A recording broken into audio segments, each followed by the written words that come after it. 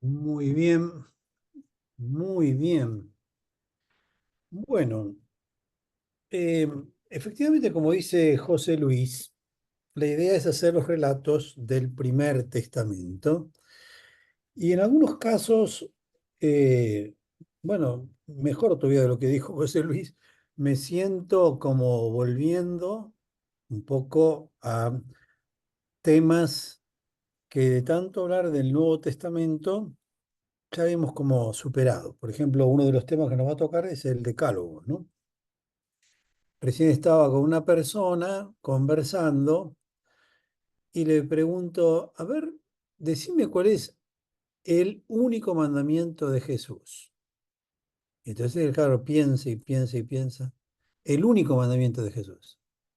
Y amar a Dios sobre todas las cosas. Todos dicen lo mismo, pero no, ese no es el mandamiento de Jesús. Eso es una expresión que Jesús le dijo a un judío que le preguntó de sus mandamientos cuál es el más importante, y Jesús tomó de los mandamientos de ese judío, ni los 10 ni los 600 y pico, sino y le dijo, tomó dos. Pero cuando él dijo, yo les doy mi mandamiento es nuevo, y uno solo. Y en general los cristianos no solemos citarlo, ¿no? Entonces, vamos a volver a los textos del primer testamento, pero con la primera cosa que quiero decir, por eso digo, no sé si lo que dijo José Luis va a ser cierto y que voy a conmover a alguien, pero lo primero que quiero decir es que son de un primer testamento que un segundo, ¿no es cierto? Un Jesús que predicó y que nos enseñó, y que no tenemos que ser más judíos que los judíos. ¿Mm? De todos modos, esto es una visión muy simplista, pero a veces me pregunto, si yo pregunto en nuestros catecismos, ¿qué enseñamos más? Bueno, en los de ahora, gracias a Dios, hay muchas cosas cambiadas, pero probablemente en los nuestros.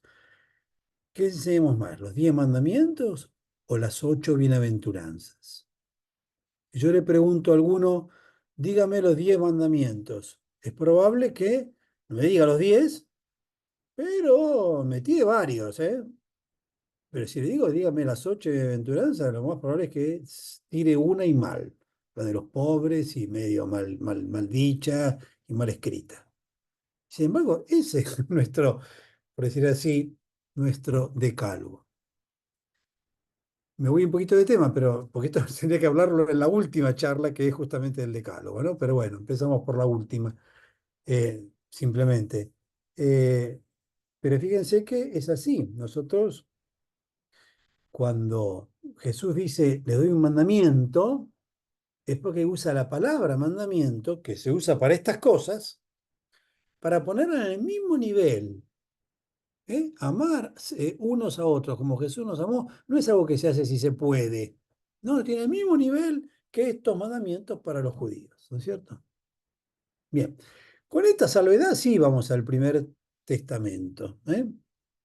Saben que yo creo que le dije una vez que cuando se leen ciertos textos del Antiguo Testamento, en la primera lectura de la misa, de los domingos especialmente, había un sacerdote que me decía, a mí me cuesta que eso digan palabra de Dios, te alabamos Señor, ¿no? Está bien, si uno explica qué quiere decir palabra de Dios, etcétera, etcétera. Pero a veces es difícil, ¿eh? Porque son textos que son terribles. Y una vez me pasó que yo era nuevito, no me acuerdo si estaba, sí, estaba recién ordenado, ¿no? Y íbamos con un guía que nos llevaba por Egipto, Tierra Santa. Ahí fue cuando conocí la escuela en la cual después fui a estudiar, ¿no? En ese viaje, en Israel. Pero estábamos así y cuando tenemos que pasar a Jordania, este guía pierde el pasaporte y entonces tiene que hacer trámites, que se dice cuánto, y no pudo ir. Bueno, pero llévalo vos, me dice. Pero yo, ¿qué? Y entonces traté de buscar de la Transjordania, qué podíamos hacer, estábamos en Petra, bueno, pero qué lectura bíblica. Y se me ocurre un salmo terrible, ¿no es cierto? Es un salmo que hace una visión histórica y a cada frase de la visión histórica se dice porque es grande, ahora no me sale la palabra, porque por su gran misericordia o algo así, ¿no? Entonces, mataste a rey, el rey Og, rey de los amorreos, por su gran misericordia. Y ya no sé cuánto, el rey de Basán, por su misericordia. Y una señora se enoja y me dice, basta de decir eso, ¿cómo por su misericordia? Está matando a todo el mundo. Claro, yo la verdad que no estaba ni reparando, ¿no? En esos textos. Digo, tienes razón. Ah, porque es eterno su amor, porque es eterno su amor, no por su misericordia, porque es eterno su amor. ¡Ay, Dios mío! Es verdad. Entonces tenemos que saber cómo leerlos. ¿Eh? Para eso está la escuela bíblica, que tiene cursos de 3 años, ¿no es cierto?, para profundizar. Así que eso lo dirá el amigo José Luis. Pero fuera de broma, vale la pena hacerlo así. Entonces yo voy a hacer ahora una lectura de un texto del libro del Génesis, ¿sí? Pero lo vamos a hacer tratando de meternos en una lectura que llamamos crítica, ¿eh?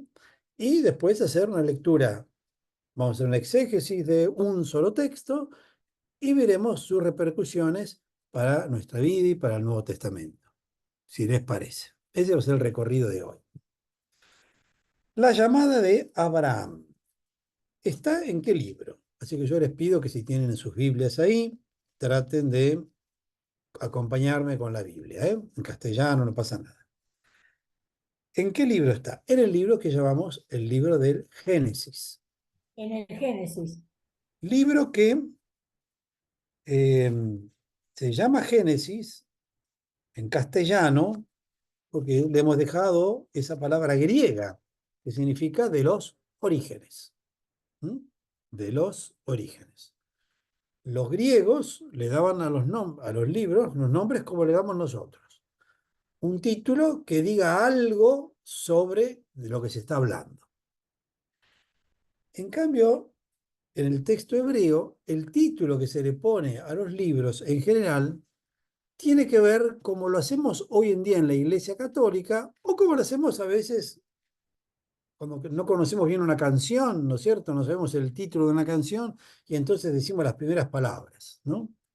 Así que nuestro libro del Génesis en hebreo se dice como título Bereshit, ¿no? Bereshit, donde que significa y, ¿no es cierto? En el principio, vamos a decir, ¿no?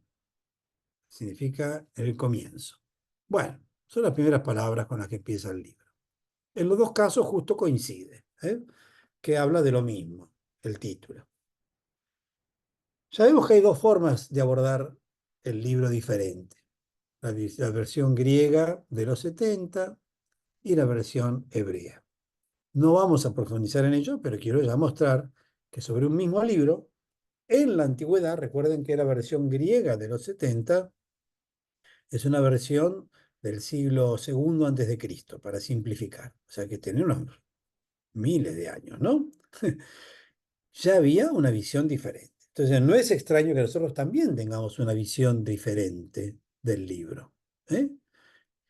Ni que hablar que, con motivo de este libro, me he puesto a mirar algunas cositas que hacía mucho que no miraba, como por ejemplo el Targum. ¿Alguien sabe lo que es el Targum? ¿Cierto? Probablemente muchos sepan, ¿no? El Targum es una versión de, vamos a decir en este caso, del Génesis, que no trae solamente la traducción en el arameo que se hablaba en el siglo primero, más o menos antes de Cristo, después de Cristo, sino que además tenía algunas glosas, alguna interpretación. Entonces es interesante ver cómo se leía en las sinagogas, ¿no es cierto?, del siglo primero, siglo segundo, el Targum más antiguo que tenemos es más o menos probablemente del siglo segundo, la copia no, pero en su origen, Targum. O mirar, por ejemplo, hay una versión que se llama el Pentateuco Samaritano, otra versión más antigua. Tenemos el famoso texto hebreo, la versión griega, que tiene varias encima, ¿no? Después tenemos el Targum arameo, tenemos esta versión samaritana, que está así en hebreo, que es bastante particular, y una más tenemos todavía, que es más o menos de la misma época, que es la versión siríaca, ¿no es cierto? La que conocemos como la versión de la Pellita. ¿Eh? Ah, miércoles. ¿Cuántas versiones del libro del Génesis? Algunas de origen claramente cristiano y otras, bueno, judíos, pero de otras visiones. Bien, entonces, miramos el libro del Génesis y nos encontramos con una palabrita que, lo vamos a decir así, como si fuera en castellano, que aparece en varias partes del libro, que es la palabra Toledot, Toledot, ¿no? No es fácil de traducirla según donde se encuentre. Si bien su raíz tiene que ver con dar a luz, ¿no es cierto? Yeled, dar a luz, y por lo tanto tiene que ver con generación. Sin embargo, la primera vez que aparece en el libro del Génesis la palabra Toledot, si ustedes tienen la Biblia ahí, es en el capítulo 2, versículo 4. Capítulo 2, versículo 4. Y en mi versión, por ejemplo, de la Biblia de Jerusalén, lo traduce así. Estos fueron los orígenes del cielo y de la tierra. Toledo lo traduje como orígenes. ¿Alguno tiene otra palabra que no sea orígenes? Yo tengo la creación. Esta es No, la, pero a ver, lee bien, a ver. esta es la historia de la creación La del historia, la cielo historia. y de la tierra. Ahí tuvieron, lo tradujo por historia. ¿Entendés? Otra Biblia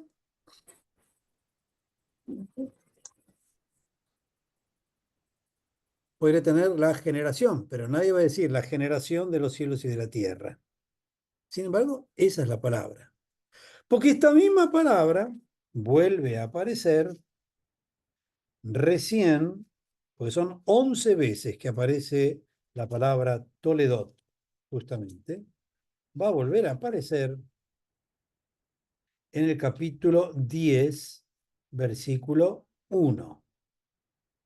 ¿Cómo la tienen? A ver ahí, la misma palabra. Yo la tengo con otra palabra. Dice, esta es la descendencia de los hijos de Noé. ¿Cómo tienen ahí? ¿Tienen otra traducción? En realidad, antes de esta, perdón, yo me tragué la del capítulo 6, discúlpeme. Vamos al capítulo 6, versículo 9. Capítulo 6, versículo 9. Ay, mucho antes, qué tarado. Me tragué, discúlpeme, vamos al capítulo 5, 5. Capítulo 5, versículo 1. Capítulo 5 del Génesis, versículo 1. Yo tengo, esta es la lista de los descendientes de Abraham. La palabra Toledot la tradujo por descendientes. Antes había traducido por orígenes, ahora descendientes. ¿Quién tiene otra traducción del capítulo 1, del capítulo 5, versículo 1? Yo tengo, este es el libro de las generaciones de Adán, Bien, Reina Valera. claro, que es más literal, entonces pone no lista, pone libro y pone generaciones, ¿ves? De las generaciones de Adán, los descendientes de Adán. ¿Alguno tiene otra traducción? Bien. Ahora sí, nos vamos al 6, 9. Y acá me pone de nuevo historia. Esta es la historia de Noé, me pone. ¿Cómo tienen por ahí? En vez de historia de Noé, ¿cómo tienen? Descendientes de Noé. ¿Mm? Siempre la palabra Toledo. Historia, ¿Cómo? historia de Noé. Siempre son palabras de la misma palabra Toledo. Bueno, así va apareciendo. En 10.1 aparece también. Esta es la descendencia, me pone acá, de los hijos de Noé. Y en 10.32 me aparece de nuevo. Hasta aquí los linajes de los hijos de Noé. Pero es muy importante para nuestro texto el que va a aparecer. Yo tengo clanes. Es muy importante lo que va a aparecer en el capítulo 11, versículo 10, y si no, en el versículo 27. En el versículo 10 dice, estos son los Toledot, ¿no? Los descendientes de Sem. Sem. Porque como todos sabemos, los hijos de Noé, vamos al capítulo 10, versículo 1, ¿cuáles son?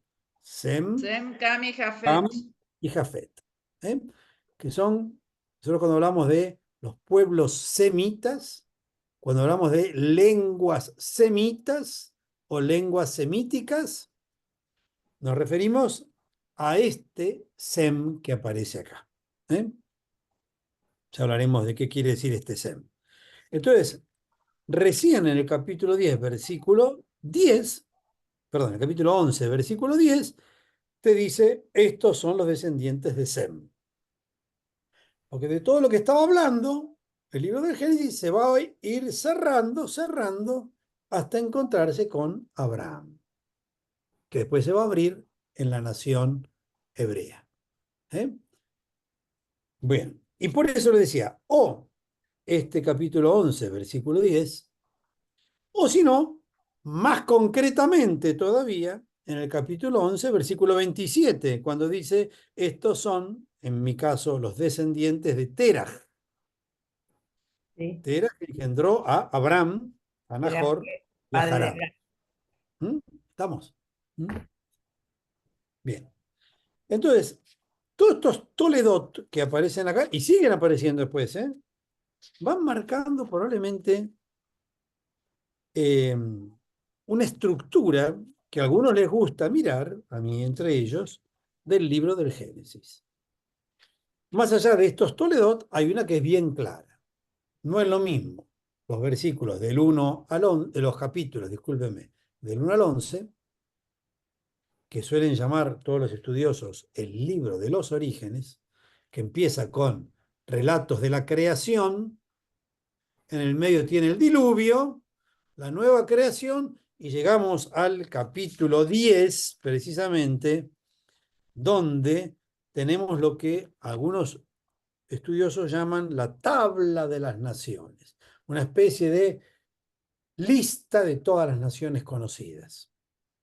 Para después llegar al capítulo 11 diciendo que todas esas naciones que existen en el mundo no se entienden entre ellas.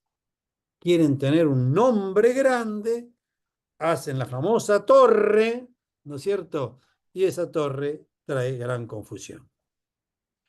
Después de esos 11 primeros capítulos, a partir del capítulo 12 hasta el capítulo 50, tenemos las narraciones de Abraham, miren bien, Jacob y José. Como Isaac, hay también de Isaac. Pero en realidad, las grandes narraciones son Abraham, Jacob y José. Las grandes narraciones. En el medio hay otras narraciones, hay también de Isaac, y uno puede decir Abraham, Isaac y Jacob son, presentándolos como padre, hijo y nieto, son como una forma de unir todos estos relatos a través de genealogías, que cualquier primer lector del libro del Génesis encuentra a cada rato. Genealogías, largas genealogías, y a veces no tan largas, pero fulano que engendró a Mengano, Mengano que engendró sultano, etcétera, etcétera. Las genealogías sirven al escritor que reunió o documentos más antiguos o tradiciones muy antiguas, las que los compiló, las fue uniendo de dos maneras. Una es a través de genealogías y otras, a partir del capítulo 12, a través de itinerarios. ¿Qué es un itinerario? Y contar que fulano fue de acá para allá y de allá para allá. Cosa que vamos a ver en breve con nuestro pequeño texto, que es el que vamos a hacer exégesis. Entonces, estos relatos, grandes relatos de Abraham, poquito de Isaac, Jacob, y ni que hablar, ¿no es cierto?, de José, tienen también itinerarios. No es de extrañar que los tres o los cuatro muchachos, Abraham, vamos a incluirlo, ¿no?, Isaac y Jacob y José, tienen que moverse, pasan un tiempito, no Jacob, pero sí los otros en Egipto, ¿no es cierto? Por supuesto que el Egipto de José va a ser mucho más trascendente, todo lo que hizo José en Egipto, que el pasaje de Abraham y de Isaac.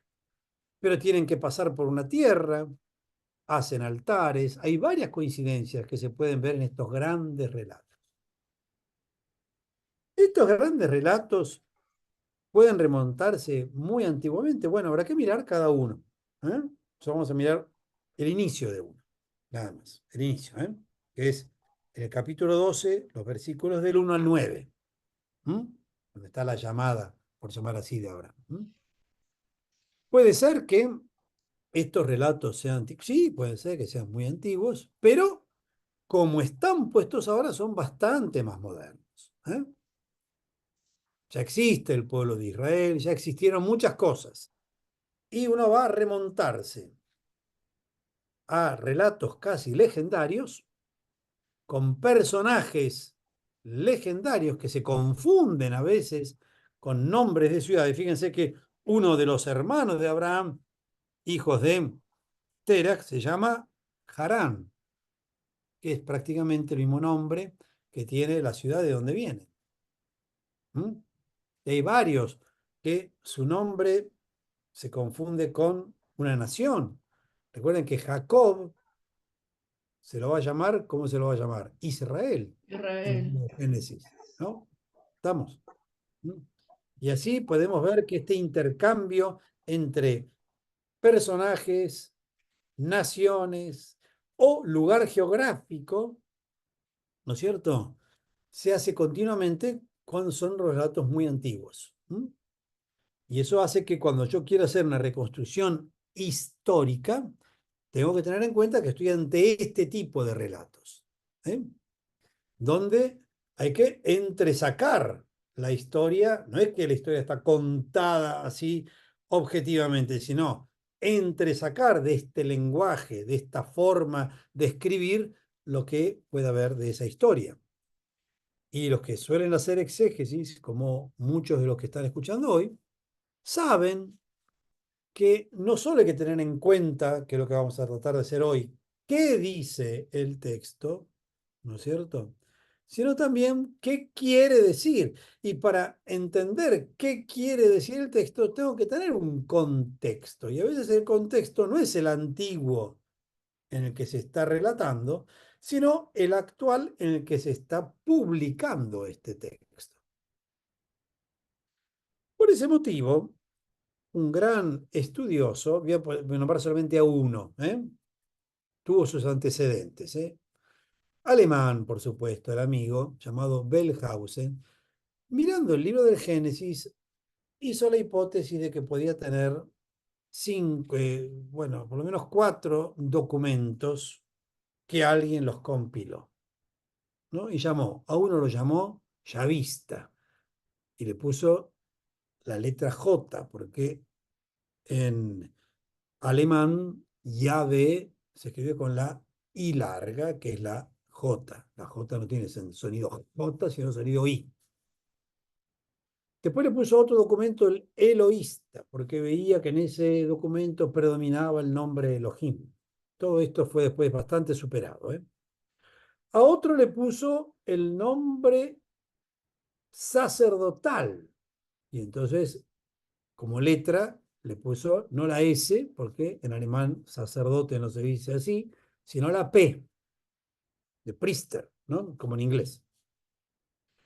Y el último documento le puso el nombre de Deuteronómico.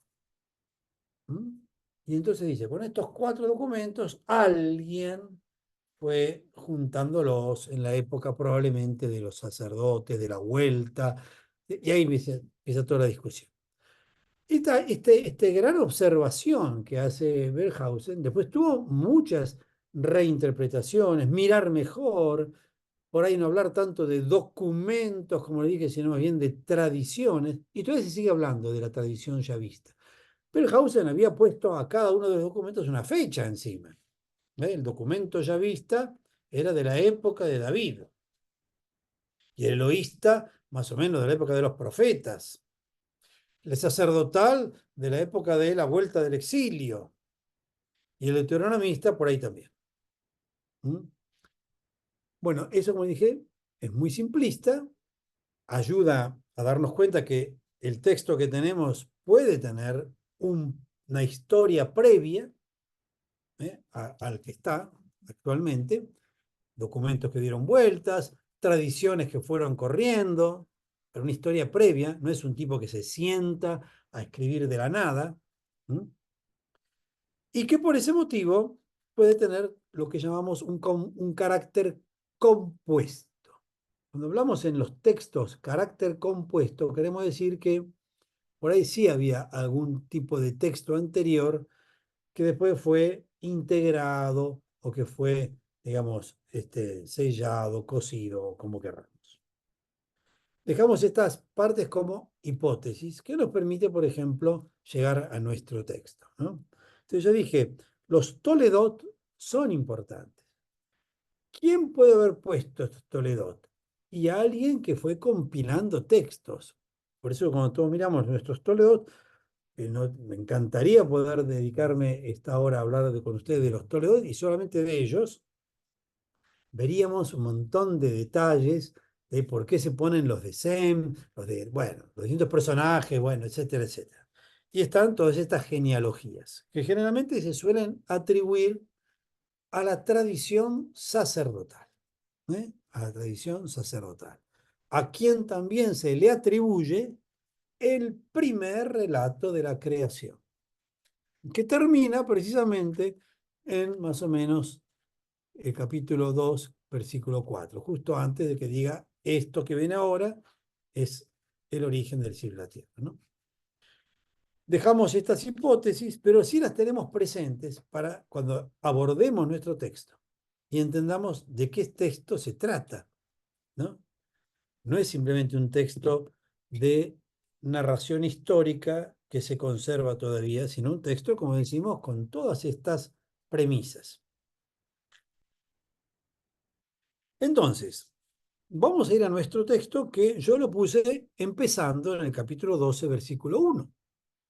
Pero hay muchos exegetas que dicen, en realidad no, este texto ya empezó en el capítulo 11, versículo 27, cuando dice, estos son los orígenes o la genealogía de Teraj.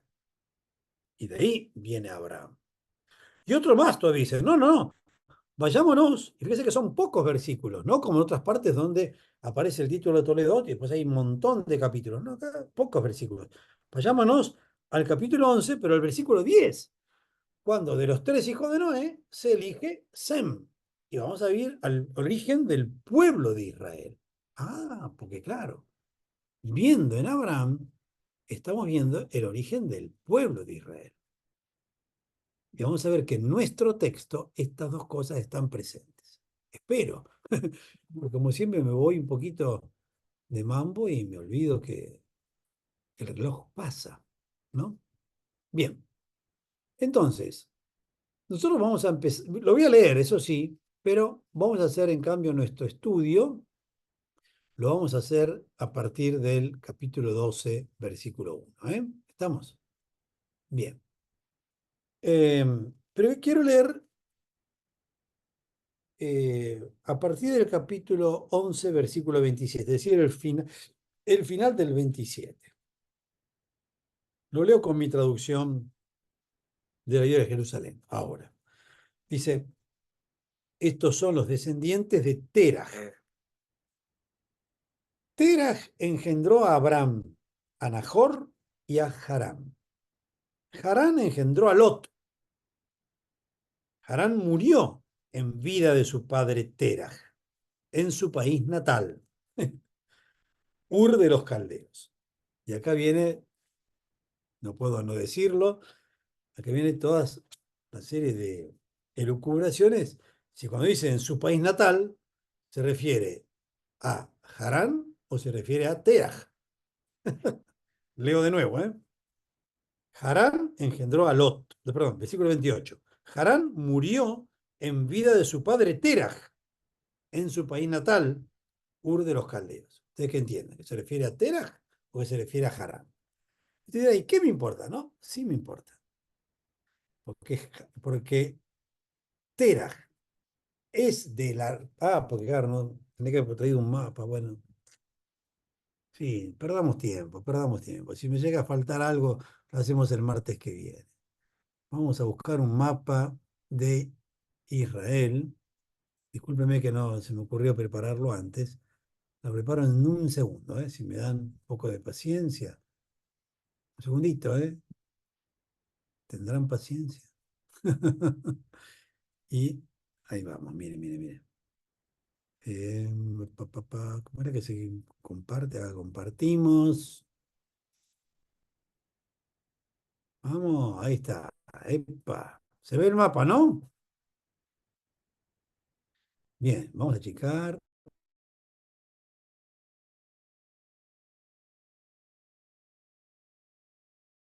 Vamos a achicarlo.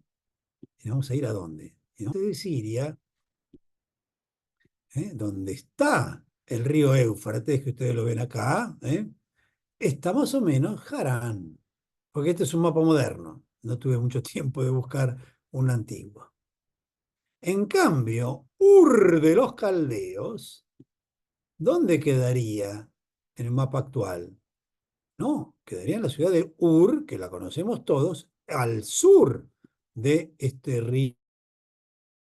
Este es el río Éufrates, que viene por acá por la flechita que voy haciendo. Un río que existe todavía. ¿Qué pasa que no puedo abrir esto? Ahí está. No me estaría dando bolilla, ¿eh? ¿Ven? Acá justamente a esta altura donde está Bagdad, la Bagdad actual, que estaba ahora, se juntan un poquitito, ¿ven? Este es el Tigris y este es el Éufrates. Se juntan un poquitito, después vuelven a separarse de nuevo y desembocan en lo que es este brazo del Mar Rojo, ¿no? Entonces, Ur de los Caldeos queda al sur de la Mesopotamia, ¿eh? Por acá. Y en cambio, Harán queda acá, en Siria. Entonces, Teraj bajó a Ur y después volvió a su lugar. Teraj era de Ur y dejó Ur, y cuando estaba yendo hacia la tierra prometida se detuvo en Harán. Bueno, preguntitas que lo pongo para molestar un poco, ¿eh? Recuerden que este camino, Ur, supongo, espero que vean mi flecha, ¿no? Vamos al noroeste, ¿eh? Todo es verde, es la famosa Mesopotamia, es decir, entre los dos ríos, todo es verde. Y haciendo acá el giro, vuelve a toda esta costa verde, incluso la costa esta de Palestina es verde. Y por eso alguien le dio, Gordon Child, le dio el nombre a todo esto de media luna fértil. En cambio, todo esto que está en el medio es desierto, ¿eh? Así que de Ur de los Caldeos para ir a la tierra prometida, no se puede hacer este camino recto. No, hay que dar toda esta vueltita, que es la que dice también el libro del Génesis. Pero lo dice de una forma que da que pensar. Así que dejo igual el mapa, total, no molesta, ¿eh? Entonces, decíamos, dice así, vuelvo de nuevo al texto, ¿no? De 11, versículo 28. Harán murió en vida de su padre Teraj en su país natal, Ur de los Caldeos. Abraham y Nahor se casaron. La mujer de Abraham se llamaba Sarai y la mujer de Nahor, Milca, hija de Harán. Y acá yo en el lío, ¿no es cierto? Se casó con la cuñada entonces, perdón, con la sobrina.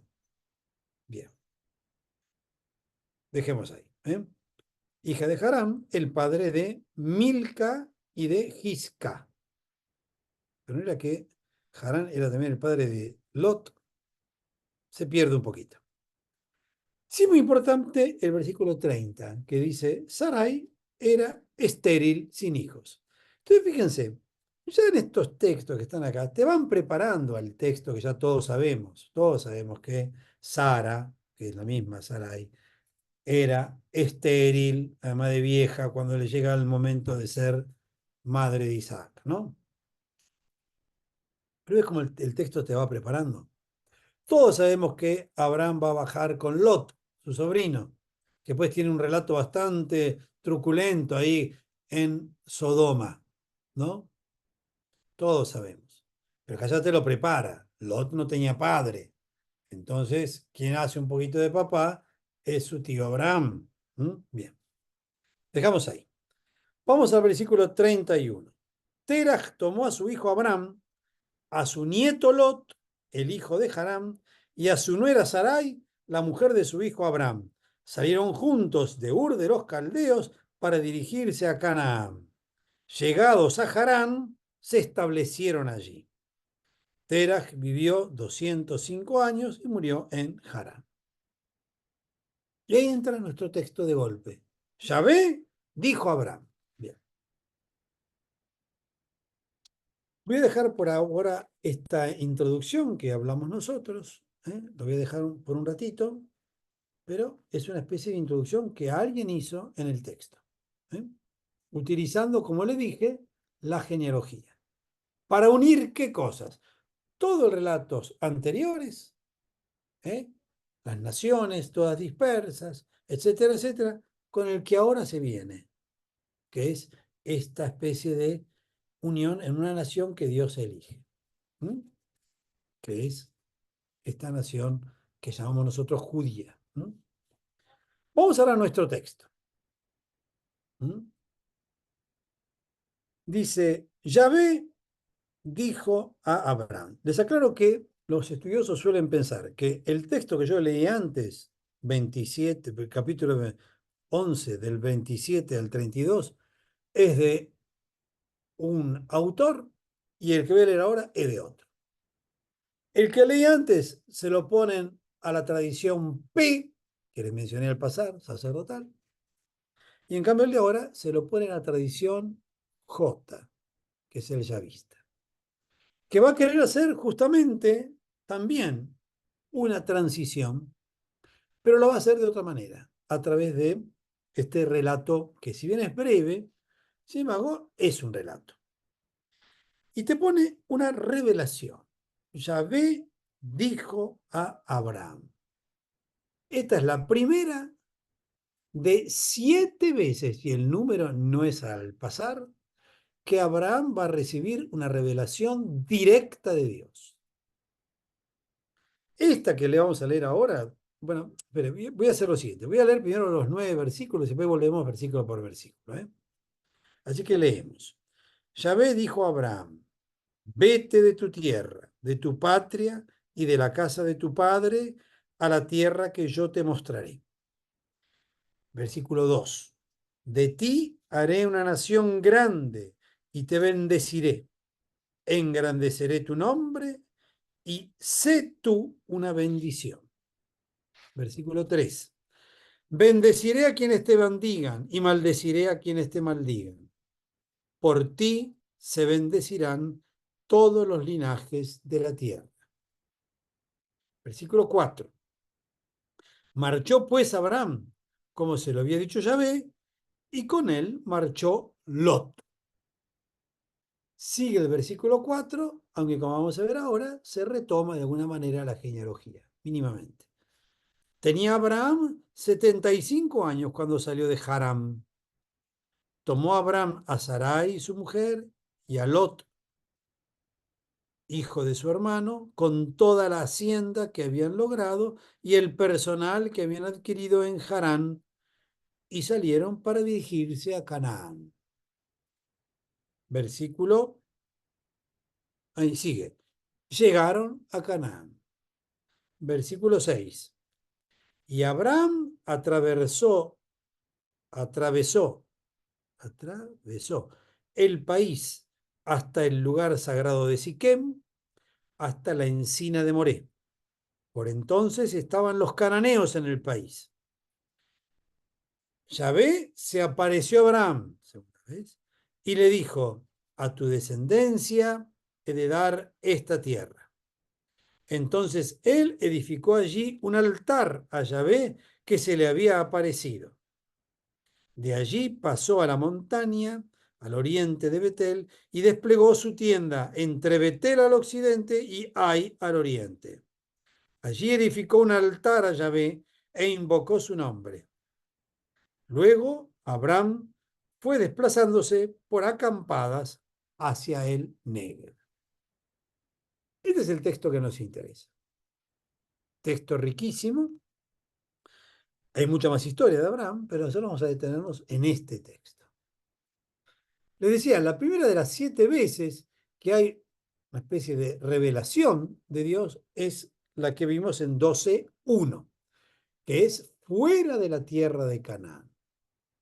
En cambio, en 12:7 ya es en la tierra, y no es Yahvé le dijo, sino Yahvé se apareció, dice. Esa es la palabra, muy importante. Después lo vamos a ver en el capítulo 13, eso no lo vamos a ver, 14-15, donde Abraham se encuentra con Dios después que se separa de Lot. En el capítulo 15, 1-21, Dios afirma y sella la alianza abramítica. En el capítulo 17, del 1 al 21, tenemos a Abraham que recibe la señal de la alianza, que va a ser la circuncisión. Así como Noé, en el capítulo 9, recibe como la señal de ese encuentro el arco iris. Acá así va a ser la circuncisión, una señal que te va a hacer recordar, etcétera, etcétera. En el capítulo 18 tenemos la sexta vez, 1 al 33, una teofanía, la llamada teofanía de Manré, esos 3 personajes que aparecen, ¿no es cierto?, donde se le anuncia el nacimiento de Isaac, y un encuentro largo que tiene, un diálogo largo que tiene Abraham cuando se está por destruir Sodoma. Vale la pena decirles, amigos, que si ustedes buscan probablemente, es un paréntesis esto, un paréntesis total. Si ustedes buscan en el diccionario de la Real Academia, sodomita o sodomía, le va a decir prácticas homosexuales. Y en general suele entenderse con facilidad que la destrucción de Sodoma es por el pecado de la sodomía, por eso la llaman así, que sería la homosexualidad. Pues no. Cuando van a leer el texto verán que sí, eso puede ser que aparezca porque le gustaban los ángeles que estaban allí, etcétera, etcétera, pero en todo caso es otro, el pecado de Sodoma y no precisamente este. Pero dejémoslo de lado, búsquenlo, léanlo tranquilo. Y por último, en el capítulo 22, versículos 1 y 2, y después del 11 al 18, que es el famoso ofrecimiento de Isaac, ¿no? Cuando Dios lo manda a ofrecer el sacrificio de Isaac. Entonces tenemos 7 momentos de encuentro con Yahvé, el primero de los cuales es el que aparece cuando dice Yahvé le dijo a Abraham. ¿eh?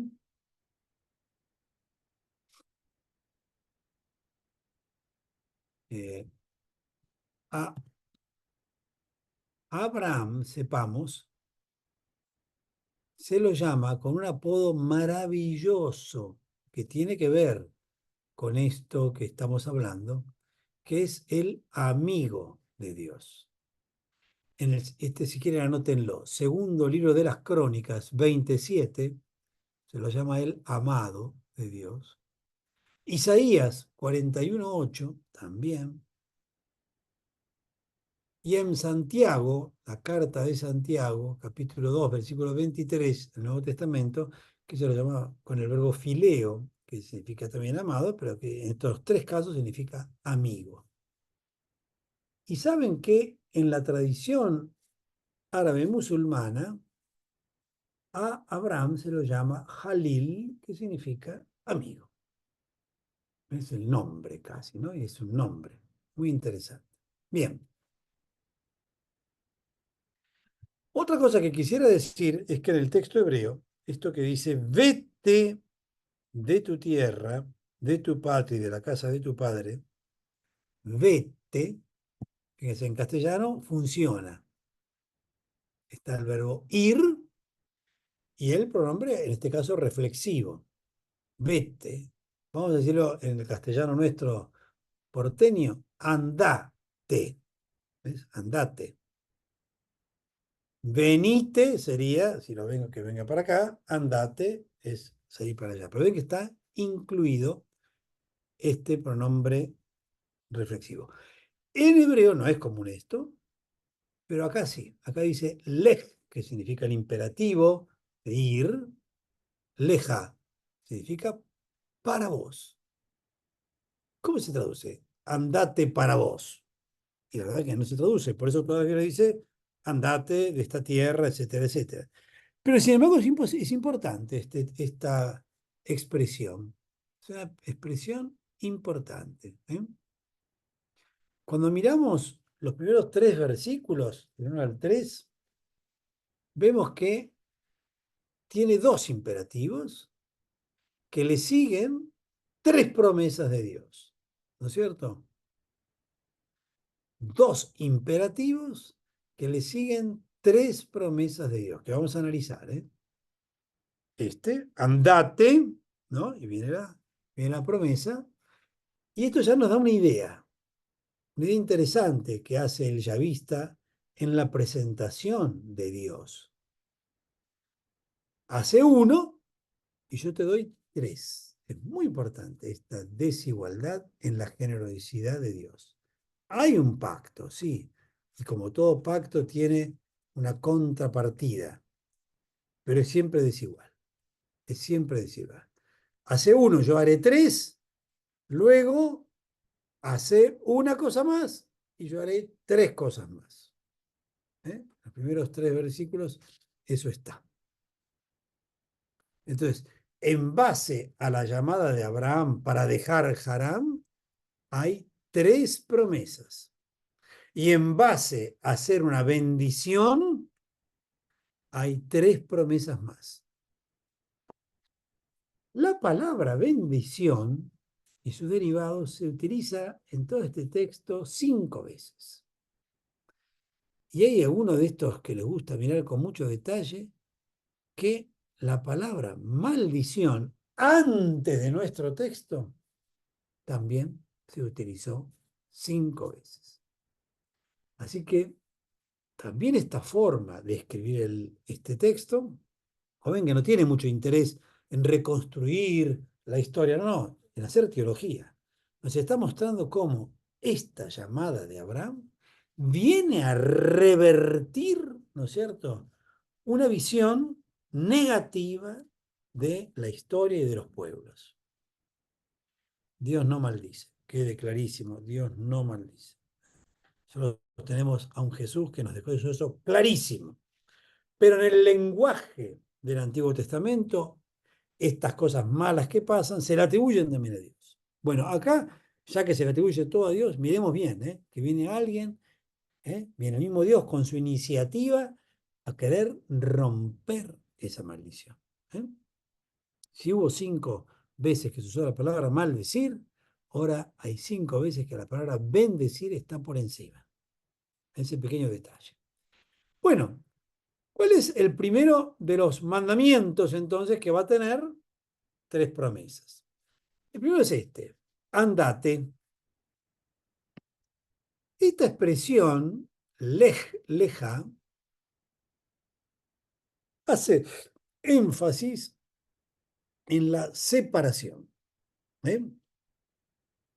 Por eso digo, es muy difícil traducirlo, andate para provecho propio, muy difícil, no es tampoco eso, pero sí las veces que aparece el imperativo con este pronombre, suele haber una gran separación. Vamos a mirar, pero no todos, porque si no se me va a hacer muy largo, pero por lo menos para tener un panorama. En el libro del Génesis, en el capítulo 21, versículo 16, ¿no es cierto? Capítulo 21, versículo 16, tenemos un caso de gran separación. Dice, hablando, ¿no es cierto?, de, ¿cómo se llama? Agar. Ella misma fue a sentarse enfrente, a distancia de un tiro de arco, pues no quería ver morir al niño. Sentada pues enfrente, se puso a llorar a gritos. Y dice, ¿dónde está? Andate. Bueno, les aseguro que el texto hebreo lo tiene. Después, en el capítulo 22, versículo 2, dice claramente, toma a tu hijo, a tu único, al que amas, a Isaac, vete al país de Moria. Acá lo tiene claramente, el vete de nuevo. ¿Eh? Tiene que dejarse para ir al país de Moria. ¿Eh? Fuera ya del Éxodo, en el libro perdón, del Génesis, en el libro del Éxodo, el capítulo 18, versículo 27, hay también una separación. Éxodo 18, 20, al final lo estamos mirando, ¿no? 27, pero no voy a detener mucho. Voy a apelar a que me crean. Dice, después Moisés despidió a su suegro, que se volvió a su tierra. La separación entre el suegro. Se usa la misma expresión. Aquí dice se volvió porque es difícil decir. Se fue, se puede decir se fue. Bueno, sí. Pero también en Josué 22:4 también aparece. Primero Samuel 26:11-12. Jeremías, capítulo 5:5. Y sabe que se usa bastante en el Cantar de los Cantares, esta expresión, que habla de la separación de los amantes, ¿no? Capítulo 2, versículo 10, versículo 13, bueno, etc. Varias veces. También en el capítulo 4, versículo 6, capítulo 2, versículo 11, del Cantar de los Cantares. Entonces, expresión, decíamos, que marcan fuertemente la separación. Este andate es un andate que significa dejar. ¿Eh? No simplemente movete, deja. ¿Eh? ¿Qué tiene que dejar? Tiene que dejar la tierra. Fíjense, Abraham ordena a Abraham alejarse de su tierra. Tiene que alejarse de sus parientes, de sus conciudadanos, de todo lo que llamamos su familia extendida. Tiene que alejarse de la casa de su padre, lejos de su familia inmediata en este caso. ¿Eh? Y fíjense que si este texto lo unimos con el anterior, bueno, habíamos leído que Teraj había dejado Ur de los Caldeos y se había establecido en Haram, ¿no es cierto? Así que digamos que de ahí tiene que dejar a ese padre, con el cual en principio algo compartieron. ¿Eh? Saben que alguno incluso, algún exégeta ha dicho, bueno, entonces está mal. Algún comentarista rabínico lo critica a Abraham, le critica a Lot, perdón, que Lot no cumplió con eso, porque Lot no dejó a su familia porque sí viene con Abraham, pero bueno, son detalles que realmente no tienen mucho sentido porque en el relato no ayudan para nada. Pero esto sí, es un dejar. Y por último, decir que es una separación que va de lo menor a lo mayor y de la distancia a la cercanía en la ubicación. ¿Eh? Fíjense que no es lo mismo dejar a los parientes, dejar la tierra, que dejar a tu familia. No es lo mismo dejar a los parientes, los conciudadanos, que dejar a tu familia más cercana. ¿Eh? Entonces va, decíamos, de lo menor a lo mayor y de lo más lejano a lo más cercano. ¿Mm?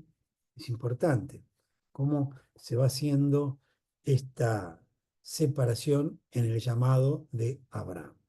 Abraham va a pasar de lo menos importante a lo más importante en el sentido de que se estará separando del lugar menos importante al más importante.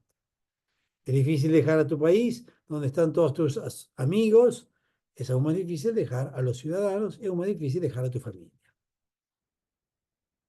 El destino se describe como hacia una, es el destino, hacia dónde, o sea, dejas una cosa, ¿hacia dónde? Hacia la tierra que te mostraré. Qué vago el asunto, ¿no? Hasta el momento, la promesa es solamente mostrarle una tierra. No se promete nada más en esta etapa. Además, al salir de Haram, Abraham no sabía que se dirigía a Canaán. Según la carta a los Hebreos, capítulo 11, versículo 8, esto se lo reportan como fe. Fe de Abraham que sale sin saber a dónde va. En general suele utilizarse para hablar de la fe de Abraham el famoso sacrificio que aparecerá mucho después, ¿no? Cuando, después de tanta dificultad para tener un hijo, al final lo tiene, es el único que tiene, y Dios le dice, bueno, pero dámelo.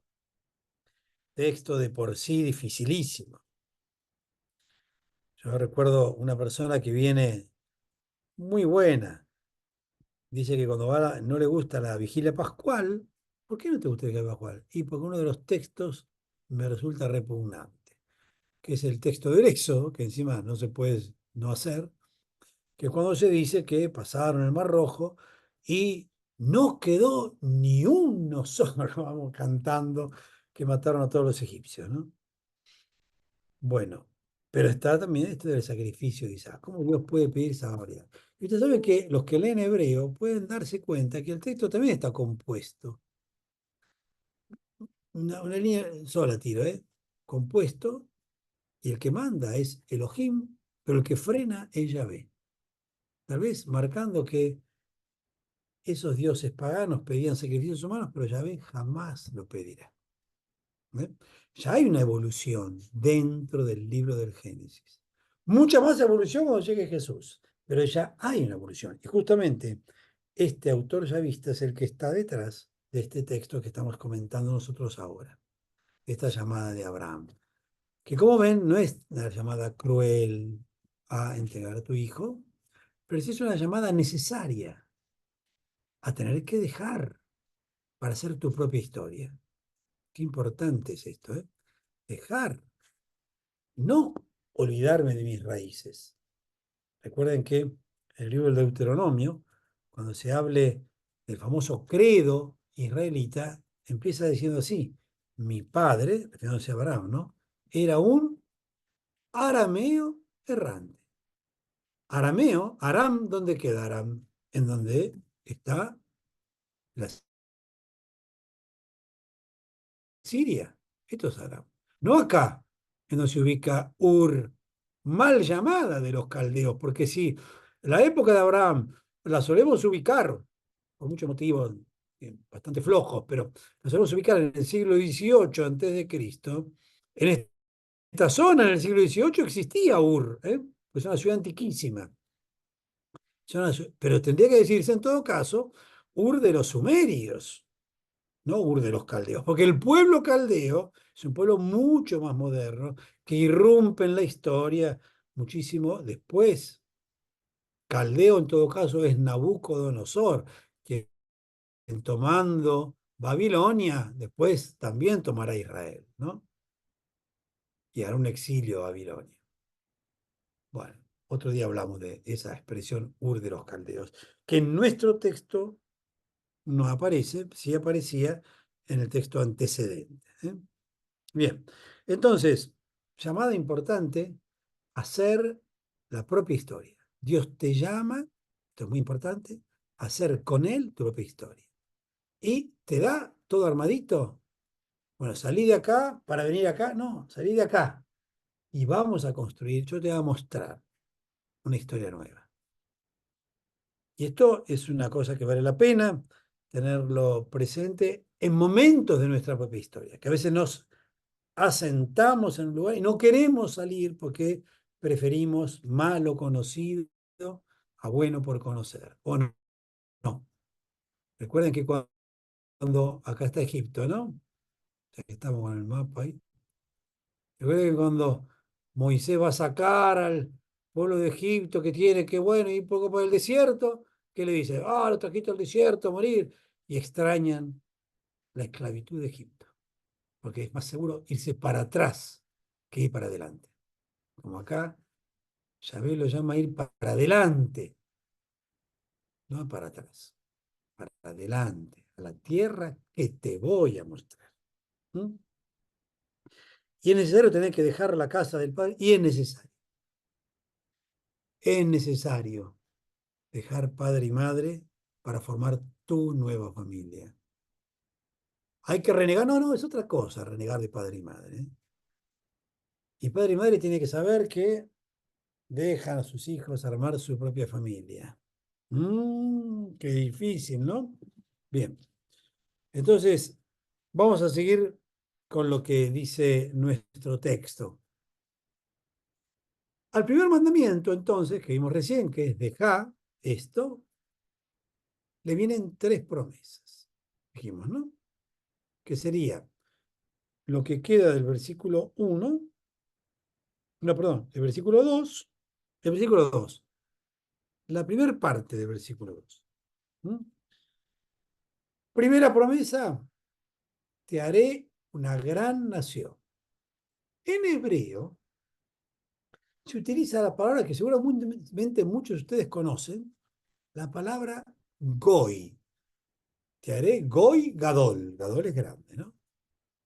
Goy. Hoy en día, ¿para qué lo usan los judíos? La palabra goy para las personas que no son de la nación judía, del pueblo de Israel. ¿No es cierto? Toda persona que no es egoy, goim, en plural. Y en general es una palabra que se utiliza no para Israel, excepto acá, que fíjese que sí, de ti haré una gran nación. ¿Y por qué probablemente sea importante que acá se hable de esta palabra goy, que es para las naciones ya paganas, que solemos llamar así, o gentiles? Porque esta nación de la que está hablando aquí, y se le está dando una promesa, es una más de las que se nombraron en el capítulo 10 del libro del Génesis. Esa famosa tabla de las 70 naciones que aparece en el libro del Génesis, que después no se supieron encontrar, ¿no?, a través de lo que es el relato de Babel. Esta va a ser una nación más, que va a tener una función, sin embargo, pero no es una nación que venga a sustituir a las demás. Como en una interpretación demasiado nacionalista se puede interpretar esta llamada de Abraham. Nosotros, por ejemplo, llamamos a Abraham, cristianos, nuestro padre en la fe. ¿Eh? ¿Y qué entendemos? Que somos de la nación judía. Todo un temita. Este sentido así tan personalista de Dios que nos elige por encima de otros y nos hace poner en otro nivel, no tiene nada que ver con esto. Fíjense que acá utiliza una palabra, insisto, compleja. Palabra goy para referirse al pueblo de Israel. No es lo más común. Obviamente va a usar la palabra am, que significa pueblo. Pero bueno, sigamos con estos pequeños detalles que tiene nuestro texto. Hará una nación adicional y esa nación va a ser Israel. Segunda promesa. Entonces, primero, nación grande. Segunda promesa, te bendeciré. Lo que significa que Dios bendecirá a Abraham. Estas bendiciones sobre Abraham incluían, por supuesto, todo. No es una bendición así espiritual, no, todo. Le va bien a Abraham, etcétera, etcétera. Y por eso también vendrá después el tema de la descendencia. ¿Qué es lo que viene en la tercera? Haré que tu nombre sea grande. Esa sería la traducción literal, ¿no? Haré que tu nombre sea grande. Abraham, podemos decir así, estaba destinado a volverse famoso. Ay, yo tengo que dejar tiempo para las preguntas y ya se me está pasando la hora, discúlpeme. ¿Qué quiere decir? Hoy, o sea, que sigue siendo famoso Abraham para tres religiones que ocupan gran parte de la humanidad, gran parte, que son el Islam, la religión judía y la cristiana. Encuentran en Abraham a su padre. Entonces, lo que los constructores de la Torre de Babel deseaban para sí mismos, hagamos, si se fijan, capítulo 11, versículo 4, hagamos para nosotros un nombre, dicen ellos, un gran nombre. Ahora es Dios el que se lo promete individualmente a Abraham. Vamos al segundo mandamiento, que está en lo que sería la segunda parte del versículo 2. Cuando dice en mi traducción, y sé tú una bendición. O serás una bendición. Como Abraham será bendecido por Dios, como se menciona en las tres primeras promesas, ahora se convertirá en una bendición para otros. Ah, pero es muy diferente ser elegidos para bendecir a otros que ser elegidos para dominar a otros. Recuerden que la visión del paganismo, de las naciones paganas que había en la época de Jesús, era la de la venganza, la de la reivindicación, estoy poniendo palabras más eufemísticas, y la de la reparación. En fin, por lo tanto, los paganos eran objeto de castigo o a lo sumo de, vamos a subyugarlos. Textos muy abiertos, como es el tercer Isaías, por ejemplo, llegan a decir, bueno, que vengan a Sion, que vengan al pie, y ahí lo vamos a recibir. Otros ni siquiera. Y Jesús manda a predicarles. Fíjense el final del Evangelio de San Mateo. Vayan a todas las naciones. Cuando dice naciones, se refiere a naciones paganas. Y bauticen y no, pero ¿cómo? ¿No era que había que subyugarnos a las naciones? ¿El Mesías no venía para subyugar? ¿Cómo nos manda a que vayamos a servirlos? Por eso que varios textos en el Nuevo Testamento se basaban en este pasaje del capítulo 12 y no en otros, donde se puede ver esta idea de la dominación, que ya está acá. Entonces Abraham es bendición, una orden. Vas a ser vos bendición. Miren qué interesante hacer esta pregunta. En mi llamada a la vida, porque no se olviden que todos fuimos llamados a la vida, ¿eh? Llamados fuimos todos, no solamente los curas a ser curas. Vocación, que eso significa llamado, tenemos todos a la vida. Si repetimos este esquema de Abraham, tenemos que dejar, sí, pero tenemos que ser bendición. ¿Qué quiere decir tenemos? Voy a sacar el verbo tenemos. Somos bendición. A no ser que nosotros hagamos algo contrario para no ser bendición. Decimos que un hijo es bendición para sus padres. La gente popular decía, en el dicho popular, perdón, decía que un hijo siempre viene con ¿qué cosa bajo el brazo? Un pan bajo el brazo, ¿no? O sea, es una bendición. La vida es bendición. Los que son, ¿no es cierto?, pañuelo celeste y fervorosos defensores del nacimiento desde la concepción, te dicen que un niño es una bendición. Los que son defensores de la vida más allá de la concepción piensan lo mismo, aunque esos niños puedan ser maleducados, agresivos, puedan hacer daño. No piensan en bajar la imputabilidad para poder meterlos en cana, simplemente. Lo siguen pensando también, bendición. Y entonces el respeto a derechos, a personas, que sin embargo por ahí no lo reflejan tanto, lo siguen viendo igual por el lado de la creación. Porque esto mismo es lo que dice el inicio del mismo libro del Génesis, cuando dice que el ser humano fue creado y Dios vio que era bueno y muy bueno. Y que toda la creación es bendición. Especialmente el ser humano. No por lo que hace, sino por lo que es.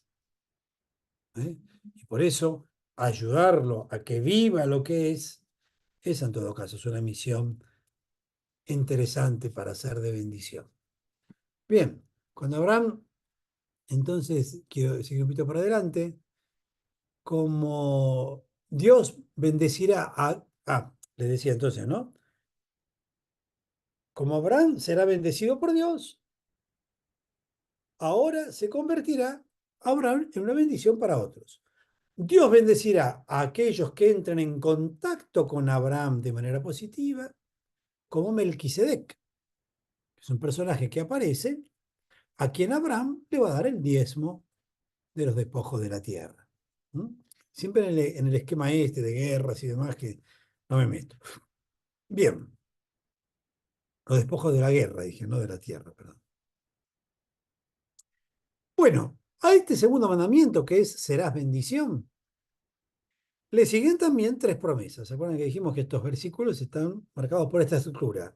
Te doy una orden, pero O sea, que vos tenés que hacerla, pero yo te doy 3 cosas más. Entonces empieza. La primera es, bendeciré a los que te bendigan. Por lo tanto, los que bendigan a Abraham serán bendecidos. Esto más adelante se va a extender a toda la nación de Israel. Los que bendigan a el pueblo de Israel serán bendecidos. Hay que irse, por ejemplo, a Números, libro de los Números, versículo 24, versículo 9, donde está exactamente la misma expresión en hebreo. En este esquema cuadrado, ¿no es cierto? Yo dije, Dios no maldice a nadie. Mire lo que dice acá, maldeciré a los que te maldigan. Es un poco de la contraposición. Por lo tanto, aquel que maldiga a Abraham será maldecido. Este se verá también referido a la nación. De nuevo, en el capítulo 24 capítulo 24, versículo 9 del libro de los Números, el mismo que le cité antes, dice la misma expresión. Bendecir a los que te bendigan, maldecir a los que te maldigan. Que esa sería la segunda promesa. La primera palabra pero mire bien, en nuestro texto, y en el libro de los Números no, creo que es diferente, pero en nuestro texto, la primera palabra para maldecir es una palabra hebrea que viene de kalal. Kalal. ¿Qué significa kalal? Significa tratar con ligereza, despreciar y por lo tanto maldecir. Entonces, simplemente tratar a Abraham y a los judíos con ligereza es incurrir en la maldición de Dios. La segunda palabra, en cambio, para maldecir, es la palabra ahor, en este caso, que viene de la raíz hebrea hará, que significa imponer una barrera o prohibir. Esta es una palabra mucho más fuerte para maldecir que la primera en la frase. En total, hay 3 cambios dinámicos en Génesis, capítulo 12, versículo 3. El primero es el número de participantes. Se cambia del plural, ellos, con respecto a las bendiciones, al singular, él, con respecto a las maldiciones. Estoy haciendo siempre la lectura literal del texto. Fíjense, dice así en el texto literal. A ver si lo tengo acá. Bendeciré a quienes te bendigan y maldeciré a quienes te maldigan. Ya no dice así. Y maldeciré al que te maldiga. A ver, vamos de nuevo. Me lo dije mal. Espera que me voy al texto hebreo. En el texto hebreo, ¿vale? Ahí está, el texto hebreo. Un minutito, ¿eh? En el texto hebreo tenemos, versículo 3, bendeciré a los que te bendijeran, ¿no es cierto? No, acá estaba el error. Dije que bien, singular y plural. Bendeciré a los que te bendigan y al que te maldiga, maldeciré. Pasa a un nivel inferior. Primer cambio. Segundo cambio, el vocabulario. Cambio de una palabra más débil para maldecir a una palabra más fuerte, que lo vimos recién, ¿no es cierto? Kalal y ara. Y el tercero es el lenguaje. El lenguaje cambia de un modo, se llama así, coortativo, a un imperfecto obligatorio.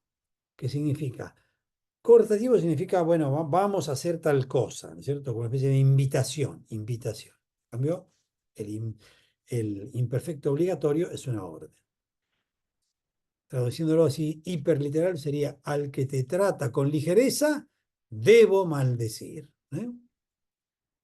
Bien, este lenguaje durísimo que aparece en este texto, ¿qué quiere decir?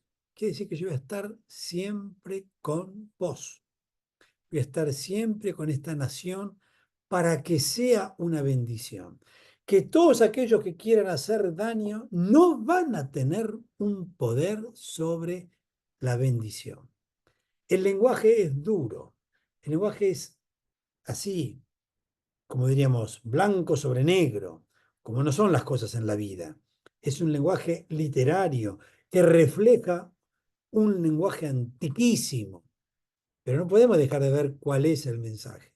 El mensaje es bien claro, por eso es mucho más importante aquí la bendición que la maldición. ¿Eh? Pero se pone la contraposición de la maldición para resaltar más todavía la bendición. Nada va a poder ir en contra de esta bendición. No están en el mismo nivel la bendición con la maldición. ¿Me explico? ¿Eh? Si alguien te maldice, no tiene poder sobre vos. Hoy en día esto tiene casi una relevancia, como se dice, literal.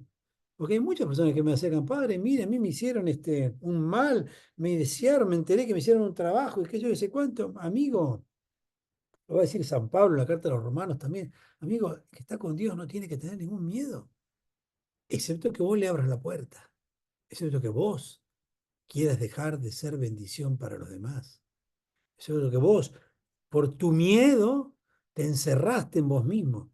Ahí ya deja de ser bendición para los demás, ¿no es cierto? Y querés simplemente protegerte. Ahí sí vos le abriste la puerta a la maldición. Si no, perdé cuidado que no. Que es lo que en todo caso quiere decir este texto. Sigo un poquito más, ¿eh? O dejo para las preguntas. ¿Qué me aconsejan?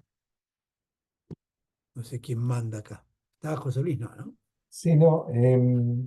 Si alguien quisiera hacer alguna pregunta a esta altura, fenómeno, y si no, terminamos con a las 7:30. Esto es Ujú. lo que surja. Si alguien quiere preguntar algo, si no, seguimos un ratito más. Cerremos con la tercera promesa, si les parece. Bueno, muy bien. ¿Cómo? Así completamos la Que decían reflexión. completar con la tercera promesa. Bien. Así cerramos eso. En ti serán bendecidas todas las familias de la tierra. Esa es la tercera. Abraham se convertirá en un canal de bendición para todo el mundo. Esta expresión, todas las familias de la tierra, hay algunos que la traducen, como se usa la palabra Adamá, el humus, ¿viste? Esta promesa de bendición espiritual se extenderá a los gentiles. Esto es llamativo. Ellos son para quienes Abraham será una bendición. Ah, no es para los nuestros nada más, no. Esta es la única promesa que va más allá de Israel y que se reafirma en el pacto abrahámico más de una vez. Por ejemplo, en 22:18, a Abraham, pero después a Isaac en 26:4, siempre del Génesis, ¿eh? Y a Jacob en 28:14. ¿Se acuerdan que yo dije que eran relatos independientes estos, que están unidos a través de la genealogía, es decir, que Abraham engendró a fulano, o a través de itinerarios? Pero acá lo vemos como estos temitas se van reafirmando. Ser la bendición para todas las naciones. Me gustaría que viéramos el de Isaac, por ejemplo, 26:4. 26:4. ¿Eh? Miren, ¿qué dice? Multiplicaré tu descendencia como las estrellas del cielo y le daré todas estas tierras. Y por tu descendencia se bendecirán todas las naciones de la tierra. Le dice a Isaac. Y a Jacob en 28:14. 28:14. Tu descendencia será como el polvo de la tierra. Te extenderás al poniente y al oriente, al norte y al mediodía. Y acá viene la frase. Y por ti y por tu descendencia se bendecirán todos los linajes de la tierra. Muy importante. En medio de estos lenguajes tan duros, estas frases importantes. Esta bendición a las naciones se llevará a cabo a través de la descendencia, que por eso los profetas entendieron claramente que se trataba del Mesías, la descendencia mesiánica de Abraham. Los profetas lo señalaron como al Mesías que los gentiles recibirán sus bendiciones espirituales. Isaías 42:1, Isaías 42:6, Isaías 49 del 5 al 6 y el libro de Amós, por ejemplo, capítulo 9, versículos del 11 al 12. muy importante, esta bendición, esta descendencia mesiánica, descendencia, que es la que tiene que ver con esta descendencia que está aquí. Cuando nos vamos a los libros de los orígenes, veremos que la descendencia es la que está detrás de ese llamado protoevangelio del capítulo 3, cuando Dios le dice, de tu descendencia le pisará, él te va a acechar el talón, tu descendencia le va a pisar la cabeza. ¿Eh? Que es tan importante dando esta especie de gran esperanza, ¿no es cierto?, al pueblo. Dejo dos observaciones, si me dejan, y si hay tiempo para las preguntas. Primero, el principio de la elección, en el cual Dios eligió a Abraham para ser padre de la nación elegida, ¿no? Esa es la idea, concentrarse en Abraham. Mientras Abraham fue elegido individualmente, también comienza la elección nacional de Israel, ¿no? Y lo segundo es el uso del número 7. 7 declaraciones de benevolencia siguen el mandato de Abraham. En cuanto a las citas y aplicaciones del Nuevo Testamento, solamente le diré que Génesis 12:1 es citado, por ejemplo, por Esteban en el libro de los Hechos de los Apóstoles, en el capítulo 7, versículo 3, cuando hace el gran discurso. Esteban, ¿se acuerdan, no? El libro de los Hechos, capítulo 3, 7, versículo 3. Y el tercer versículo, es decir, de Génesis 12:3, Génesis 12:3, es citado por Pedro, también en el libro de los Hechos, capítulo 3, versículo 25, en el discurso de Pedro, cuando Pedro le está hablando a los judíos. Y Pablo, que también lo cita fundamentalmente en un razonamiento maravilloso de la carta a los Gálatas, capítulo 3, versículo 8. Este versículo 3 del capítulo 12 de Abraham, de Génesis. Bien, dejo para preguntas. Disculpe Bien, a ver, tenemos unos minutitos para preguntas entonces de todo esto que nos dio Santiago, ¿no? Increíble. Si alguien está, aprovechar el momento para preguntarle a Santiago.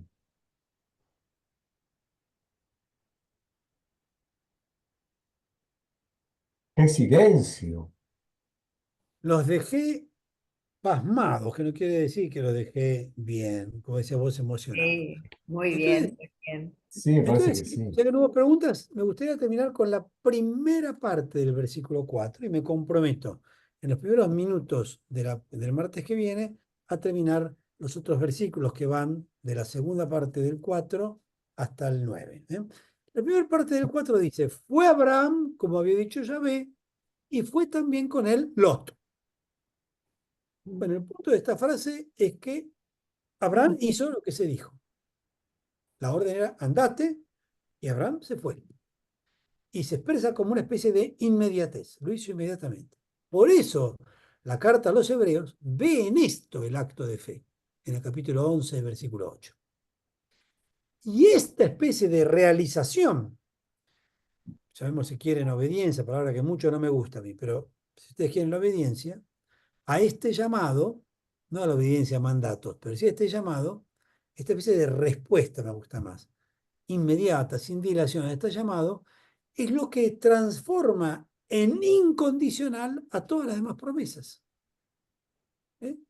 El solo hecho de haber cumplido con esta primera y única, vamos a decir, condición, que era salir, hace que todas las demás, las bendiciones, etcétera, sean incondicionales. No, te bendigo sí y condiciones más. No, se hacen totalmente incondicionales. Bueno, entonces dejo ahí. ¿Les parece? Y Muchas Dejamos gracias. acá entonces. Muchas ¿Sí? gracias. ¿eh? Muchísimas gracias.